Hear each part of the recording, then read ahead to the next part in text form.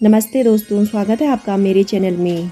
कहानी अच्छी लगे तो वीडियो को लाइक करना ना भूलें। लड़की को मिला शराबी पति, फिर उसने उठाया यह कदम। एक लड़की थी, उसका नाम शीतल था। वह दिखने में अच्छी नहीं थी, इसलिए उसकी शादी नहीं हो पा रही थी। वह बहुत ही लोअर मिडिल क्लास परिवार की लड़की थी। शीतल का परिवार बड़ी मुसीबतों से अपना गुजारा चला रहा था।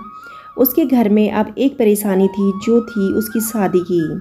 कितने ही रिश्ते अब तक उसके घर वाले देख चुके थे, लेकिन किसी को शीतल पसंद नहीं आई। दिखने में इतनी अच्छी नहीं थी, संस्कार और स्वभाव सब लोग कहाँ देखते हैं, पहले लोग रंग रूप देखते हैं। इसलिए अभी तक उसकी शादी नहीं हो पाई। फिर एक दिन उसके पिताजी के पास एक रिश्ता आया। लड़के का नाम अरुण था और जैसे कि उन्होंने बताया था, लड़का कहीं प्राइवेट जॉब करता था। 20,000 सैलरी थी। शीतल के पिताजी और माँ ने ज़्यादा जांच पड़ताल भी नहीं की थी और शीतल की शादी पक्की करा दी गई। शादी के लिए शीतल के भी कई अरमान थे। बहुत चाहती थी कि पिताजी की चिंताएं थोड़ी कम हो जाएं, इसलिए शीतल ने भी शादी के लिए हाँ कर दी थी। उसके पिताजी ने अपने पेट काट कर, मतलब कभी पूरा खाना नहीं खाया था। शादी के लिए कुछ गहने बनवाए थे, ज़्यादा तो कुछ वह दे नहीं पाए थे और लड़के वालों की तरफ से भी कोई डिमांड नहीं थी। उसके पिताजी को लगा कि बच्ची की किस्मत अच्छी है, जो उसे इतना अच्छा घर मिला है। शादी हो गई और शीतल विदा हो गई थी। वह ससुराल में पहुंचती है, कई तरह के ख्याल उसके मन में आ रहे थे। तभी अचानक बाहर उसे चिल्लाने की आवाज़ें आने लगी थी। शीतल ने दरवाजे के पास जाकर देखा तो अरुण और उसके पिताजी में बहस हो रही थी। शीतल को लगा कि दरवाज़ा खोलकर बाहर जाऊं, लेकिन वह वहीं रही। फिर कुछ देर बाद अरुण जोर से दरवाज़ा खोलकर अंदर जाता है। उसके आते ही पूरे घर में बहुत दुर्गंध फैल जाती है। वह बुरी तरह नशे में था, फर्श पर गिर पड़ रहा था। उसके पिताजी उस पे इसीलिए चिल्ला रहे थे कि वह शराब पी कर आया था। शीतल को कुछ समझ नहीं आया। वह बहुत डर गई थी। क्या करूं? सुबह जल्दी उठकर वह किचन में गई। सास ससुर दोनों उससे नज़रें नहीं मिला पा रहे थे। शीतल उनके लिए चाय बनाकर लेकर गई। फिर वह अरुण को चाय देने गई। वह कमरे में था। जैसे ही शीतल ने चाय दी, वैसे ही उसने चाय का कप फेंक दिया और बोला, दोबारा हिम्मत मत करना मुझे चाय देने की। तो मेरी बीवी नहीं है, समझी? इनकी बहू है तू, समझी? बस जाकर उनकी सेवा कर। लड़के को सुधारने के लिए शादी करवा दी। सास को कप गिरने की आवाज़ आ गई थी। शीतल किचन में गई, तब उसकी सास शीतल से बोलती है, पत्नी के आने से पति की ज़िंदगी में बहुत बदलाव होता है। पत्नी के आने से कई बिगड़े लड़के सुधरते देखे हैं हमने। शीतल कुछ नहीं बोली, सिर्फ इतना ही सोच रही थी कि यह मेरे साथ क्या हो गया। जिस बच्चे को उसके माता पिता नहीं बदल सके, तो उसे मैं कैसे बदल सकूंगी। ऐसे लड़के से किसी की लड़की की शादी करना क्या सही है? वो भी सिर्फ इसलिए कि बेड़ियां बांध देने से वह सुधर जाएगा। वह अगले दिन बाहर से फिर घर आया। उसने शीतल की तरफ देखा भी नहीं और वह फिर अपने पिताजी के साथ लड़ने लगा। शीतल के पति ने उसके गहने चुरा लिए। शीतल जब सुबह उठी, तब उसके कमरे का कबाड़ खुला था। उसमें रखे शीतल के गहने गायब थे।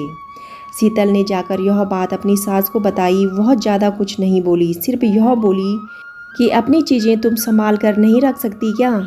अरुण भी घर में नहीं था। शीतल समझ गई थी कि वह भी शायद मेरे गहने लेकर गया।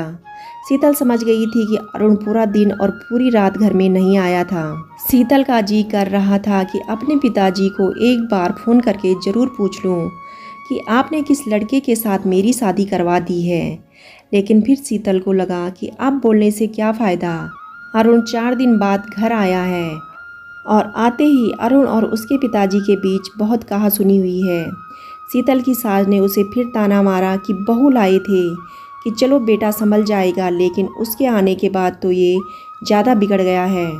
शीतल ने भी सोचा कि वह इतनी जल्दी हार नहीं मानेगी, इसलिए उसने अपने आंसू नहीं गिरने दिए। उसने अरुण से फिर बात की। शीतल ने पूछा कि आप क्या चाहते हैं? ऐसे ही ज़िंदगी को आगे बढ़ाना है या आपने कुछ सोचा है? अरुण बोला कि तुझे जो करना है तू कर, मुझे तेरी शक्ल भी नहीं देखनी है।